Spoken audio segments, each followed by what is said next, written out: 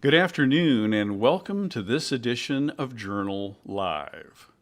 Today's topic, tough conversations on race and history. And now here's your host, managing editor of the Journal, Chris Green. In the years spanning 1861 and 1927, at least 67 of 105 Kansas counties recorded at least one act of racist violence. Those past incidents in places such as Hays diverge from this narrative we have of Kansas being a free state that was free from the racism and conflict that plagued other states, namely the Deep South. In the summer edition of the Journal, David Condos of Kansas News Service explored the challenges Kansans face in discussing and trying to make sense of such incidents and racism in general. He found that Kansans hoping to spur dialogue about the state's history of racist violence often find themselves standing alone. There's this prevailing sentiment sometimes that no good can come from revisiting history. But some, including some members of our panel that join us today, are still trying to use their voices to chart a path toward acknowledgement of this history and even reconciliation. Joining me today are David Condos, a reporter for the Kansas News Service, whose coverage inspired the story in the Journal and inspires our dialogue today. Demetrius and Nuchelle Chance, who are former Hays residents that David interviewed. Pastor Robert Johnson of St. Mark United Methodist Church in Wichita, and Dr. Jim Leiker, a professor of history at Johnson County Community College. And to begin our conversation today, I'm going to have each of those panelists introduce themselves and just briefly tell us about themselves and give us a sense of what would you like to see us talk about today? What aspect of this issue is most interesting to you, especially since we have 45 minutes to discuss this massive, huge issue that has ramifications for today, and there's more than 150 years of history trying to fit in. So this is like a big job that we're asking you to do to help guide us through this. So I'd like to start out with David and just give you a chance to provide a little more background about yourself and what do you think would be important to note in this conversation today? Sorry. Yeah, so glad to be here. Thank you, Chris. My name is David Condos. I'm a reporter with the Kansas News Service, like you said, which is a statewide collaboration of public radio stations. And I'm based out in Hays, covering Western Kansas with High Plains Public Radio. And I started here in December. And before that, I was living in Nashville, Tennessee. And so as someone who's coming in to Kansas from outside, I know we'll dive into this later in the discussion, but it definitely, surprised me once I started digging into this about, the extent of some of the racist violence that happened. And like you noted, the contrast between that and the free state idea, which honestly, I was not familiar with prior to living here, but it was something I kept hearing once I got here, and I was kind of like, okay, so what does that mean, and how does that reality kind of fit in with some of the things I was reporting on and learning from this history, and so that's I think that is important, like you mentioned, to not shy away from that history and kind of face, well, what does that mean if what happened in Kansas doesn't necessarily line up with how we've been thinking about Kansas or how we viewed it. Yeah. Well, thank you, David. You didn't have to look far from your home base to find sources to talk to for this story. And joining us today are Nuchelle and Demetrius Chance, who were two of the people that you interviewed as part of your coverage for both the Kansas News Service and the Journal. So Nuchelle, Demetrius, maybe a brief introduction and what's on your mind in terms of what you'd like to see discussed today or dug into further? I'll let my wife go first. Hey, good afternoon, everyone. Again, I'm Dr. Nuchelle Chance. I am currently an assistant professor here at Missouri Western State University. Just started here in August. Obviously, I was currently at Fort Hays State University and have been there for 3 years, which gives me insight onto the nature and the culture of Hays, obviously. So I have a lot of ideas and opinions and views on the culture and community there.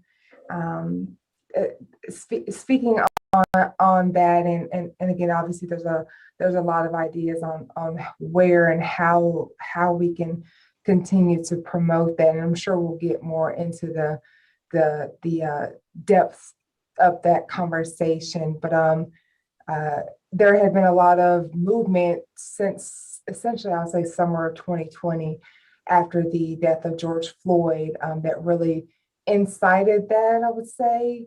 And after David came, I would say, and he reached out to my husband and myself and asked us for, the articles. That's really, I think it got a lot of traction there at the state and state level there after that, because it was really more localized before David's article really took off. So that's kind of like my insight on it there. So.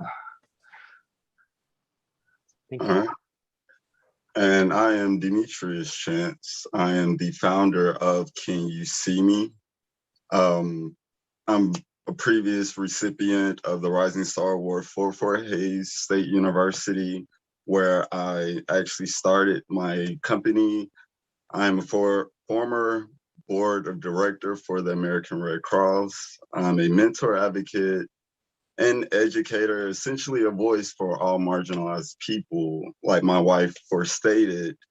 Being in the Hays community, being incorporated and introduced to the ideologies of sundown towns and their perception on different objectives, different ideologies.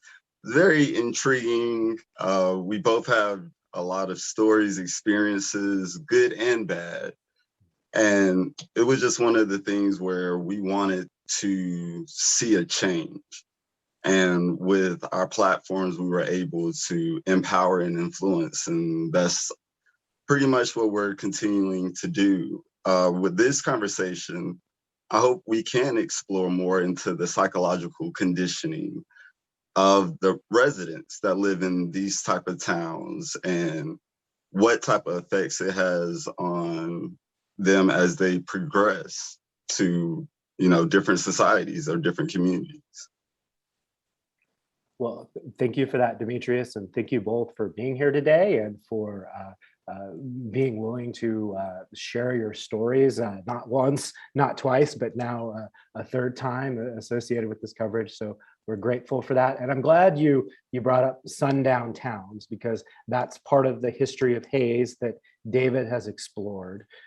It's the sundown town, just for members of our audience who don't know, that was essentially a town where it wasn't safe for African Americans to be there after dark. And oftentimes it wasn't like a written understanding or a law, but just an informal understanding. And there were sundown towns, as David has written about, that were scattered throughout the state. Now, Wichita is, I believe, not one of those towns, but that doesn't mean that this isn't an issue for Wichitans to deal with. And so Pastor Johnson of St. Mark United Methodist Church has made this also part of his work. And so Pastor Johnson, could you tell us a little bit about yourself, and what would you like to see us talk about tonight? What issues or aspects of this topic do you think is most important for us to get into for our audience? So I may be the only one who's a part of this panel today who's not from the Midwest.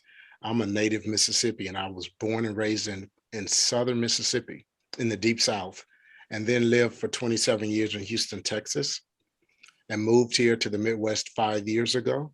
So I think that I've come in and I'm seeing things that I think people who have been part of the culture, who have lived here all of their lives, just can't see, because it's just home. It's what they know.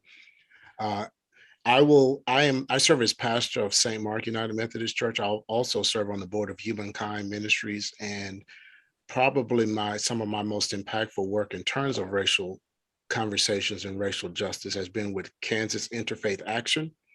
That's under the leadership of Rabbi Moti Reber. And so what I'm hoping today is that we will engage in this conversation in a way that we can find some pathways forward. When I first got here, I met with a very prominent person, leader in this community, in the Wichita community, who said to me, and at that time, of course, I had not lived here long enough to know if that was true or not, but he said to me that Wichita is a deeply racially divided city, and that was one of the things that he wanted to impact. So I'm hoping that's what I've been trying to do, and I'm hoping that this conversation will give us some pathways forward. Well, thank you for that, and thank you for being here. So it's interesting, like of this panel, the people we've talked to thus far, certainly Kansans, but also have connections to things outside the state, bring an outside perspective. Jim Leiker, a historian at Johnson County Community College, you have you have a historical knowledge. You also have connections to Hayes itself, I believe. So I'm curious, maybe tell us a little bit more about yourself and what's on your mind in terms of aspects of this topic that we should cover today. Right. So I've been a professor of history at Johnson County Community College for almost 20 years, and I teach classes on American history, Kansas history, African American studies. I've lived in the Lawrence, Kansas City area for, I would say, about half my life.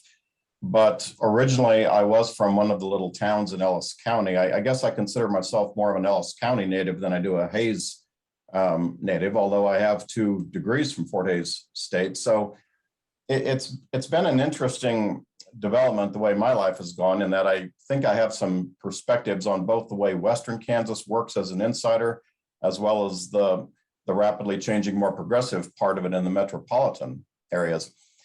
For me, my ancestors go back to the Ellis County area in the 1870s. So my great-great-grandparents came there from the Volga River region of Russia. So I guess I'm about as close to an insider as you can probably find in the Hayes community. That being said, I grew up in a little burg outside of Hayes that hardly anybody's ever heard of. And Hayes seemed like a big city to me. When my little country school closed the year I left in 6th grade, I went into a classroom of 35 students, and I thought I was in the middle of a metropolitan area. It was a culture shock of a very different kind. Over the years, I've had a lot of opportunity to research and read and develop, I think, more sophisticated understandings of that. But I guess the observation I would hope we touch on today is why people are always so surprised to find out that Kansas is talking about these things. It's like we've always been part of the United States. The rest of the country is having discussions about these things. I think it's our rural image that just permeates everything we do, when in fact, your average Kansan today is more familiar with traffic jams than they are with driving a tractor. So more and more Americans, more and more Kansans are living in urban areas and facing the same issues that the rest of the United States is. So it's not surprising to me, but it always surprises me that others are. Yeah, that's interesting. And also with the census coming out and just showing the demographic changes, that diversity seems to be an issue that like is a urban issue and a suburban issue, but it's also a rural issue, like even significant changes in those communities. I'd like to come back to David. Like this story, you did an initial story for Kansas News Service that looked at the history of something called Noose Road in Hayes in Ellis County. You did a story for us about the challenges of talking about that sort of history. And it's one of the most read stories in our issue online. And my sense was that story has really touched a chord. And so I'm curious, could you tell me a little more about what drew you to this topic? How did this get started? How did this end up becoming a story? And what was it that interested you or surprised you the most as you began exploring this topic?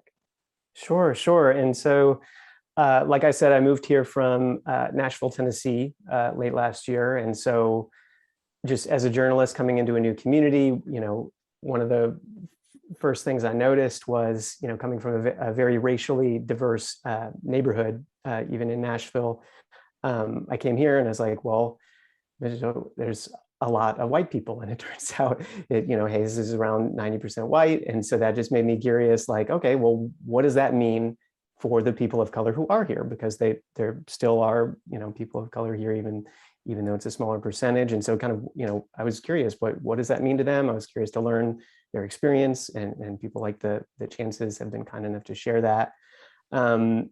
And so as far as the story, like you mentioned, the Noose Road debate that happened here in Hayes, that actually happened a few months before I got here. And so one of my Kansas News Service colleagues, Celia Yopis-Jepson, gave me the tip about that. And so again, just to kind of catch people up if they hadn't seen that initial story. So kind of it started out as a focus on the lynching of 3 Black soldiers who were stationed at Fort Hayes in 1869, and also credit to Professor Leiker, who's done a lot of the research on that incident. And so it was focused on that incident, and then 120 years later, in 1989, the county named a road near where that incident took place. They named it Noose Road. And then a few months before I got here, like Nuchelle mentioned, kind of in the wake of George Floyd being killed, the county ended up having a debate about it, and they ended up changing the name of the road. So that kind of set me off on this path of looking into the history and kind of the past and present of racism in a place like Hayes. And the more I dug into it, the more I realized that it wasn't just this incident with the soldiers in Hayes. There was racist violence that happened throughout the state, in rural areas, and also in areas that you might not expect. There were people lynched in Lawrence, for example, which was a real stronghold of that kind of the Free State movement at that time.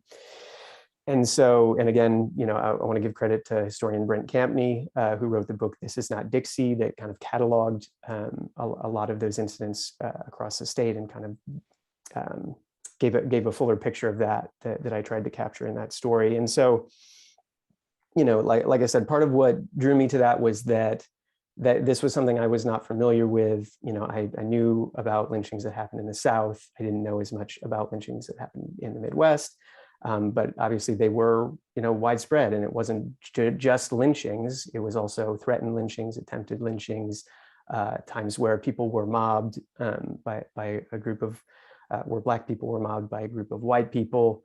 There were riots in places like Hayes where property was destroyed, people were shot, and so there were all these different types of kind of intimidating violence that, as I talked with historians, the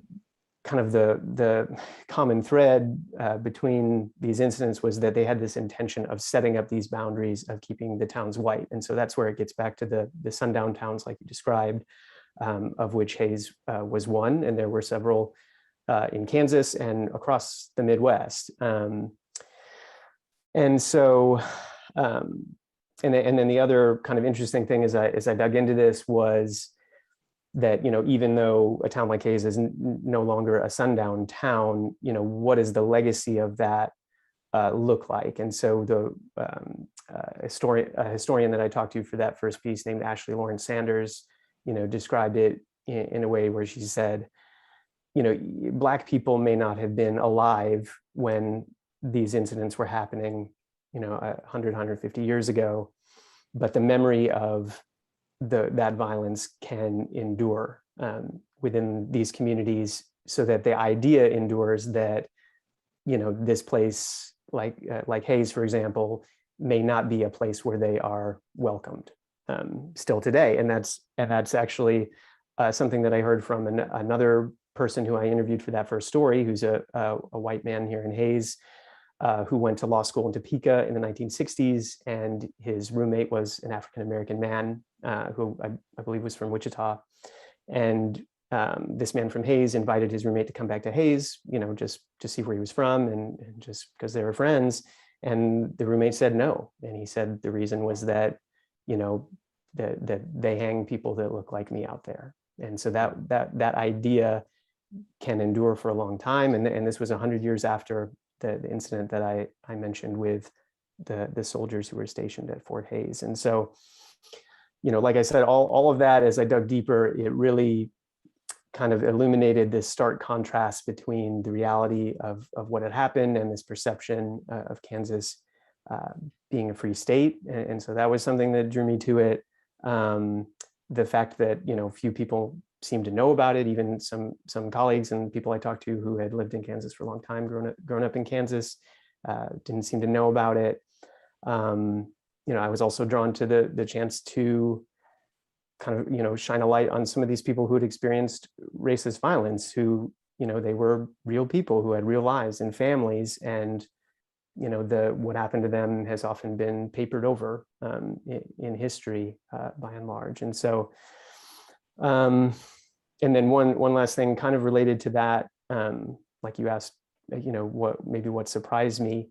One thing that surprised me, besides just learning about all the widespread extent of the violence, was kind of the attitudes that were expressed toward it at the time in the newspaper accounts of it. And so when I was reporting that first story, I looked through a lot of newspaper archives and found a lot of stories from the time that talked about some of these incidents, and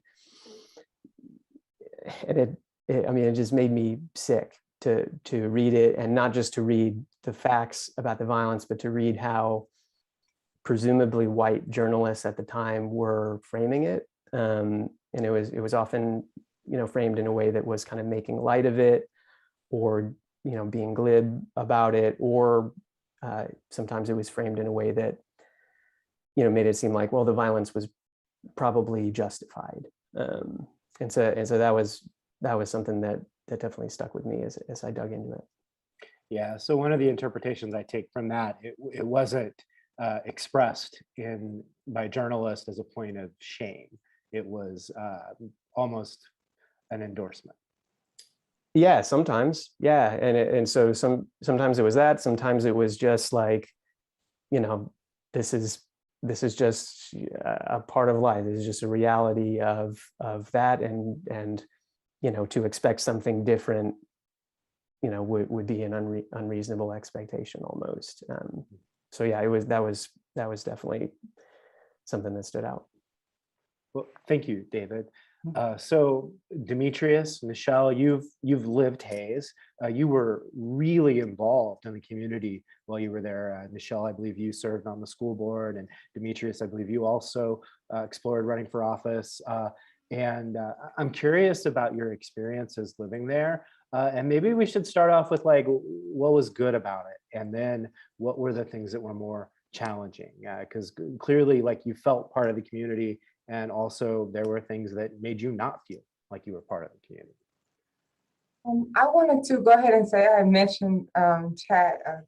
Pastor Robert has said that he was the only one from the not Midwest. We are not from the Midwest either. We are actually from Fayetteville, North Carolina. That is Southeast North Carolina. So we also come as outsiders, or as a psychologist would say, we would be considered as out-group members. And again, I like to frame things like that because I come in from that educator standpoint. So we come in with an outside view as well. So that also frames us as people from the outside. We're not accepted from that perspective. And it took a lot more time for us to be validated and brought in. And so maybe that also gives challenges to us being accepted.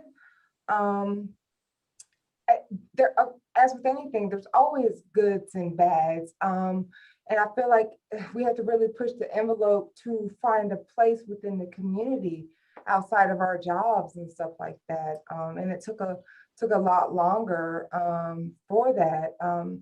But with us both working in the school systems, we were able to really, make those connections, especially with our students and stuff like that. I think for me particularly, I think that's where my biggest pros and came in, was really making those personal connections. Again, my time at Fort Hays State University was, super vital to me. My identity as an academic, as a person, that was, super critical, and I really appreciated that time. The friends that I made personally in Hayes, that was really, really critical. But going from the towns I grew up in, the city I grew up in, my time in Charlotte, North Carolina, which obviously is a big metropolitan, to Hayes, Kansas, was a culture shock. It definitely was like, wow, it's a whole lot of white people out here. We definitely going to stand out like some sore thumbs. And I wasn't ready for it when we first got there. And I'm like, man, maybe we should just disappear. How do you kind of hide a few specks? And eventually at one point we're like, maybe we need to capitalize on this. And the way I think I was able to, I guess, make sense of it was, we have to find our voices. So essentially, the way I can't speak for my husband, his experiences, I will say, were far different from mine, and he'll be able to speak to that. But for me, I was able to resolve my dissonance or my challenges with what happened there, in that, because people, again, as Pastor said, people became very complacent, and I think I've seen that a lot in small rural towns. We've seen that where people become very comfortable in the situations that they're in. They don't like to stir the pot. And again, I come from the Carolinas. I came from really strong backgrounds of people really strong from the civil rights movement. I grew up learning all about the sit-ins in Greensboro. So I'm like, we don't sit back and shut up when people stand up against people's civil rights. We rally and we protest and we tear stuff up. We don't just sit back and let them stand and march all over us. So when I came out here and students of color and students that were representative of the LGBT community or other religions were telling me how they were being marginalized, I'm like, well, what did you do? And they were like, well, nothing. I'm like, what do you mean you did nothing? You stand up for yourself. And they tell me, well, how do you do that? And they literally, honestly had no idea how to do it. I'm like, well, I'll teach you. And so I was able to help speak life into them and do that thing for any type of group, whether it was just a Black student, a brown student, a Latina student, a student that might have been, LGBTQ population, no matter what sort of underrepresented group it was, they didn't know how to do that. And again, I couldn't figure out why it was so common that they weren't aware of how to do that. Maybe it was because they were so underrepresented. No one there had been able to come speak to that. And once you're so underrepresented for so long, it's easy to just disappear and diminish into that. And there's a lot of psychological research that speaks to that. But for me, I think being able to be so representative in that small town, and speak life into those students and give them a voice, that was for me really the highlights of my time in Hayes. Now, the downside is the fact that that really does put a target on your back when people really want you to shut up. The threats against me, again, I had no problem getting on social media and Facebook and telling bigots that those types of things, are not okay. But people will tell you exactly how they feel, especially on social media. They'll say the ugliest things that they won't say in your face. So I'll let my husband speak on some of the things that he experienced and how people really just will say whatever they want to you when they don't think that you can, reach out to them. And I would say, like my wife first stated, it's a culture shock on many different dynamics. Even though, moving from the East Coast to Hayes, even though it was a culture shock of, all of these white people, they didn't understand that they had it was more of I wouldn't say a privilege, but an opportunity. I remember when people would come to us and tell us, that they left their house unlocked or they leave their car unlocked. And coming from the environment and the lifestyles that we were accustomed to, seeing people with that type of freedom, that to us is what we claim as free. But then again, my stance in Hayes was completely different from my wife. When I got to Hayes, I worked at a call center. And I can say at that time, I was a full-fledged alcoholic. I did not care. And being that low, with low self-esteem, you start incorporating and finding yourself other people who feel the exact same way. And then it just got to a point of you start hearing the stories of discrimination, of attacks. And then the question arises like, okay, so what did you do? What happened? And a lot of times it became, we didn't say anything. Well, why didn't you say anything? We didn't say anything because nobody's going to care. Nobody's going to listen to us. Who are we to say that this is an issue that's impacting us? And with like the constant crowd, the constant stories, for me, it was more of, we have to do something. These are situations that have to be addressed. These people need a voice.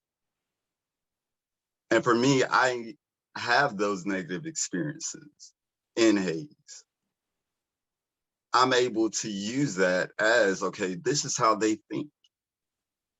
And it's not just singling out communities like Hayes, because there's towns all over that's the exact same way. They've been accustomed and conditioned that we do things this way. Nobody talks about the negative. If it comes up, we shut it down and you go about your business. If you go to the left, we will either scare you or we'll buy you off. And that's the ideology that so many people that are below the socioeconomic status, the ones that don't go to the city council meetings because they don't feel that it's a voice or that their voice even matters. And those are the people who drew my number one interest, because it's like, if we could build y'all up, if we could build these communities up, get these people to feel more inclusive within their community, it's going to empower their standard of living. Therefore, they're going to start investing more into their community. The community gives back, we grow together. So that was kind of my stance in Hayes. Well, thank you for that. And I appreciate both your sharing of the experiences and the acknowledgement that it's not just about Hayes or any one community.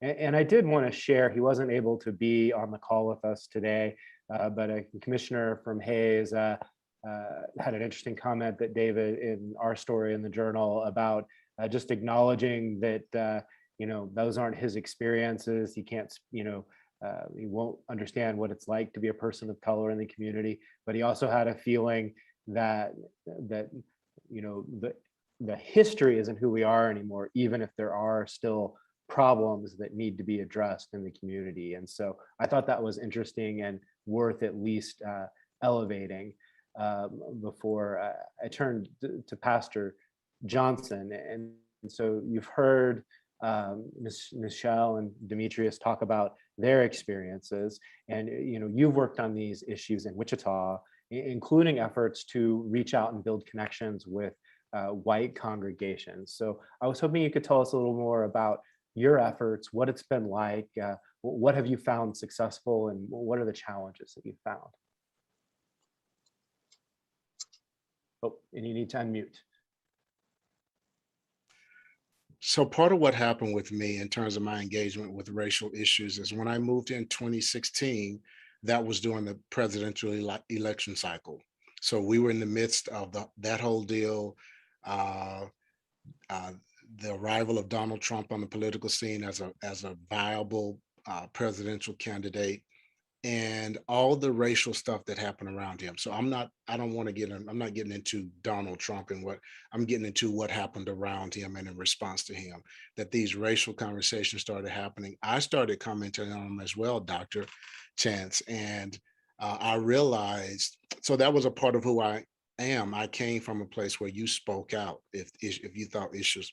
So I did that and quickly realized that that made me more of an outsider here in Wichita, in Kansas. That people, even my church members, were like, you need to get off social media, don't do that. And I'm like, but these issues matter. These issues, this isn't just about the election of a president.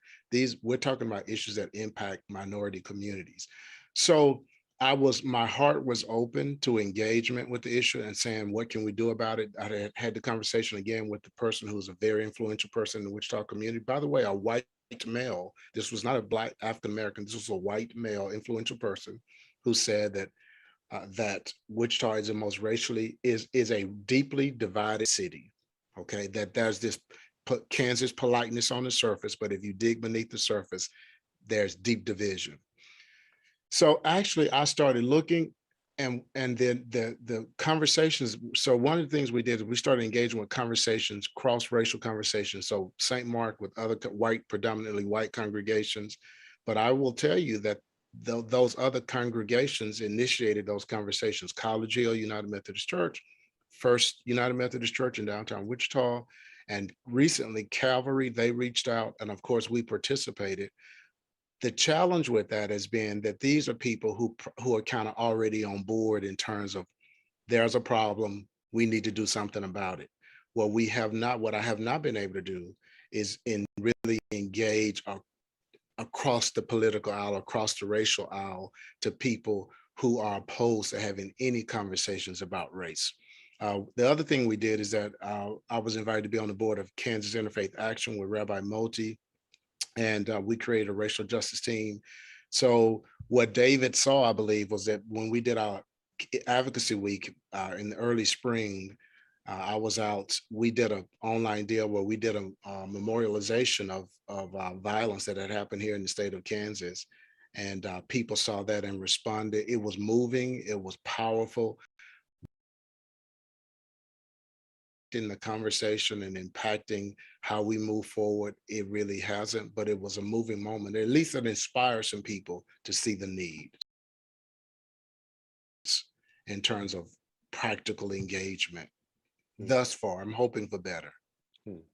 Well, thank you for sharing those experiences. I did want to make sure we had a historian's perspective in this conversation. And so, Jim, I was hoping maybe you could weigh in. I'm sort of like interested in this question of like when we find out about history like this, and history that until David did his coverage, like I was probably only vaguely aware of, like when we start to talk about history, like why should we do that? Why should we like what from a historian's perspective, what is the value of knowing about this history, on how we should use it? And what value it provides to know it and learn from it. Well, I think why we need history is for the breaking up of myths. And David and others mentioned this earlier, that the myth that has always guided, I think, Kansas is the free state narrative. And this goes back to the 1850s. The free state narrative is this notion that Kansas played a central role in the stopping of slavery westward. And if you read some of the billboards on the eastern part of the state along I-70, they'll say that the Civil War started here. Personally, I've always found that myth to be wrong on a lot of levels. First of all, it was inaccurate. Most historians would agree that the violence of the 1850s has been grossly exaggerated. The average Kansan, white or black, never knew John Brown. In fact, there were probably many who lived in the state at that time who were completely ignorant of what was happening on a national political level. It's also not a very representative story to define us. When I first moved to Lawrence in '92, I heard Kansas as the free state being talked about like it was some sort of a fact. But coming from the Hays area myself, we never heard of that. I think if you were to explain Kansas's free state myth to somebody from Goodland or Baxter Springs, what you're going to get is a blank stare. It might define maybe people in the eastern part of the state who share a border with Missouri, but not really outside of that. But probably the biggest reason why it's wrong is that it overlooks Kansas's long history of discrimination against people of color, and that's what we're really hearing about now.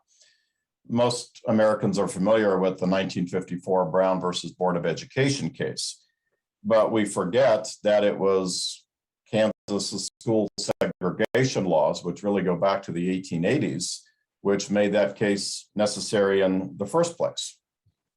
We forget that Kansas had the largest chapter of the Ku Klux Klan in Pittsburgh, Kansas in the 1920s, which was largely a consequence of what was happening in the mining camps and with heightened immigration. And we forget, in fact, not only forget, we never really knew about all of the lynchings that were documented by Brent Campney in some of his recent work. So I wouldn't say that this notion that Kansas is different from the South is necessarily right. Now, on the other hand, we have a tendency, I think, to overlook some of the positive things. Kansas had the largest Klan chapter, true, but Kansas was also the only state which legally evicted the Klan. In 1924, the governor and the state attorney general declared the Klan to be a Georgia-based corporation doing business without a charter or without a license, and so they were legally thrown out. Don't hear about the fact that sorry, Nuchelle, but a year or so before the sit-ins in North Carolina and Greensboro that most of us are familiar with, that it was the Young Turks in the Wichita chapter of the NAACP that boycotted Dockham's drugstore and put civil disobedience on the ground in Wichita. And, you know, we don't hear enough maybe about Nicodemus, which is only 50 miles from Hays. And that's only one story out of several dozen of all Black towns that were established in Kansas and across the West. So clearly African Americans themselves in the late 19th century saw opportunities in Kansas and other states that they certainly didn't see in Alabama or Mississippi or Kentucky. I think we all like to talk about history as long as it makes us comfortable. It's when we hear other people's histories that conflict happens, because it challenges our sense of identity and who we are. Yeah, that I appreciate the complexity with which you explained that history. As you know, we probably knew starting out that this was going to be a lot to cover in 45 minutes, and I feel like there's so much more to talk about. But I'd like to give each of our panelists a chance.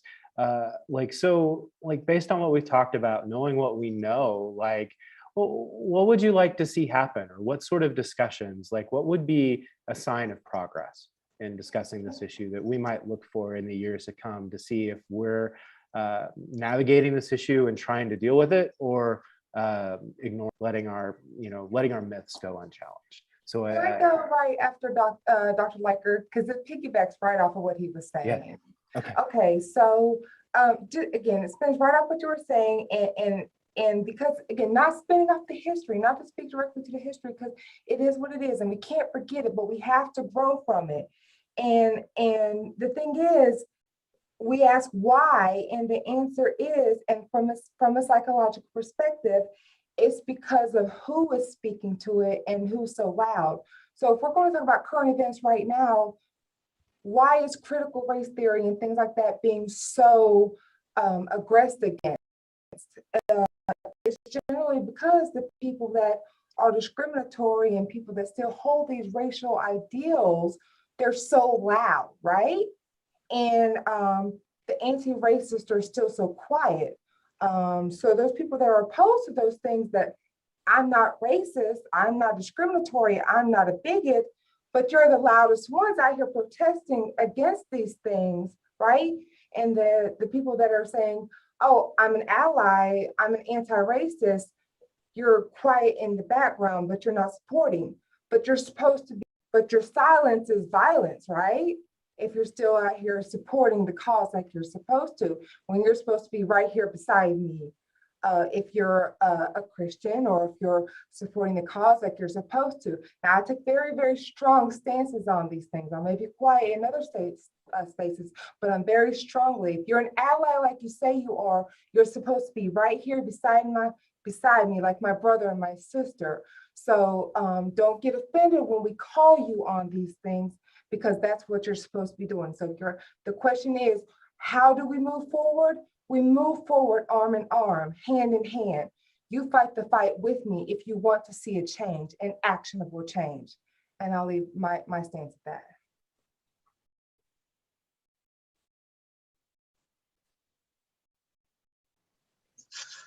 that. And for me, I would say to see places and towns like these sundown towns and states like Kansas, I'm very blunt. We have got to just start accepting responsibility. Responsibility needs to be accepted on all levels. And once we could get to that point of acknowledging, yes, this has happened.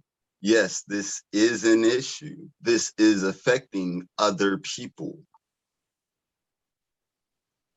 If it sounds bad enough to where you don't want to speak on it, then imagine how that made other people feel that had to take the backlash from it. And I think that's one of the things that we have got to, and that's collectively as a nation, we have got to get to the point of being able to come together when we disagree the most, put our emotions to the side and say, okay, these are the issues that we're dealing with. This is how it's affecting our people. Now, what are we going to do? What is a strategic plan that we're going to need to put in place?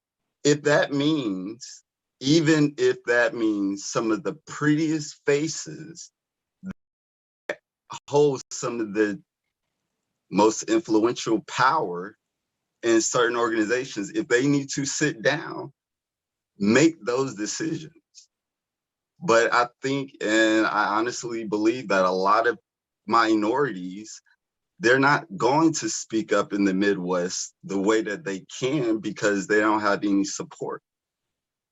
They don't have support from the people in power. They feel that they're out here alone, or if there is someone that comes in and wants to, try to be that role, be that voice for them, a lot of people feel once they actually essentially get sold out, they get bought out. Their agenda changes because they get a level of power or influence.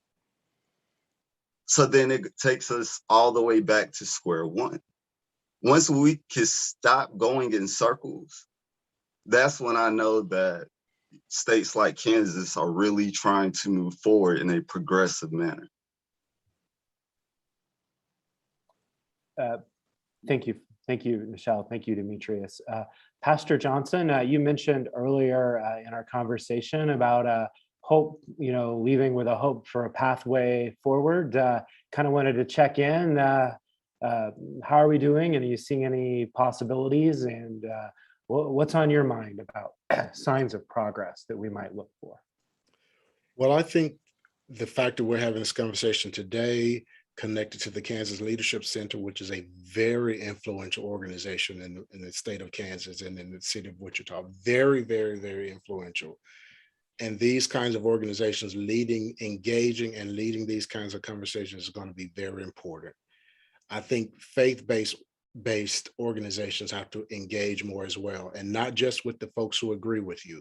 We've got to learn, as Demetrius was saying, how to engage in tough conversations, how to engage with people who vehemently disagree with us without going to war. Like for some reason, I don't know, I grew up in a world, I thought I did, where people understood that people disagree, but they thought it was worth the effort to learn to engage in those conversations and try to find some common ground.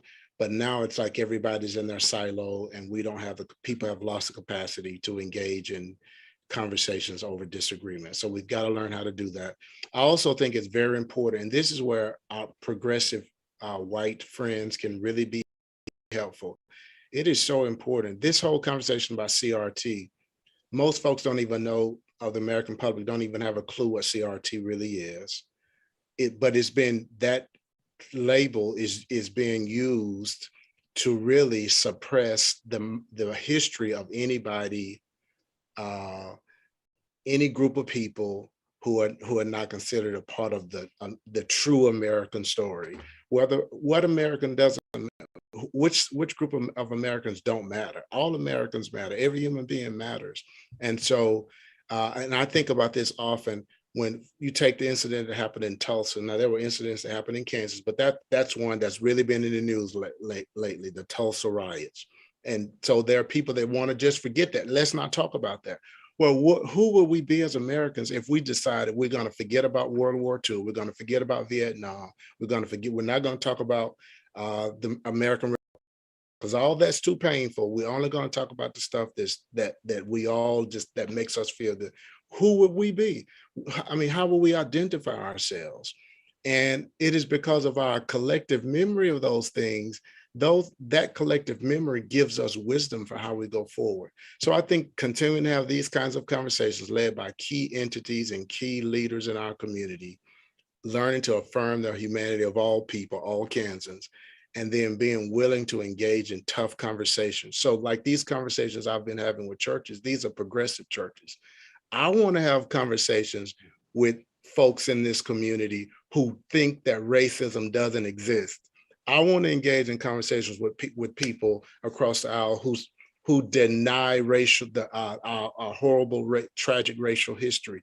Engage in those conversations. So I'm ready to do that, and I hope that we can begin to pull people to the table who are willing to do that from all spectrums. Well, thank you for those comments, Pastor Johnson. And so we've reached more than the end of our time, and it would be wrong to put like a period in this conversation. So I'll try to use my favorite punctuation as a journalist, which is the dash, which suggests that this is stopping now, but there's going to have to be a lot more to come, and we're going to have to keep having discussions about these issues. And I'm so to David for his coverage, to Jim for sharing the history, and for Nuchelle and Demetrius and Pastor Johnson for sharing their stories and sharing their insights and their hopes for the future. So grateful to have you here as a part of this conversation, and I hope it was rewarding and beneficial to our audience, and I look forward to more engagements in the future with all of you. This concludes this discussion of Journal Live. This is the final discussion related to content in our summer issue, and we'll be publishing a fall edition soon and having a launch event on October 26th at the leadership challenges associated with making South Central Kansas fitting home to Father Emil Capon, who was honored earlier today with a funeral here in Wichita. So we're interested, eager to have you back for that conversation. So thanks for being here, and thank you again to our panelists. And until next, the Journal Live.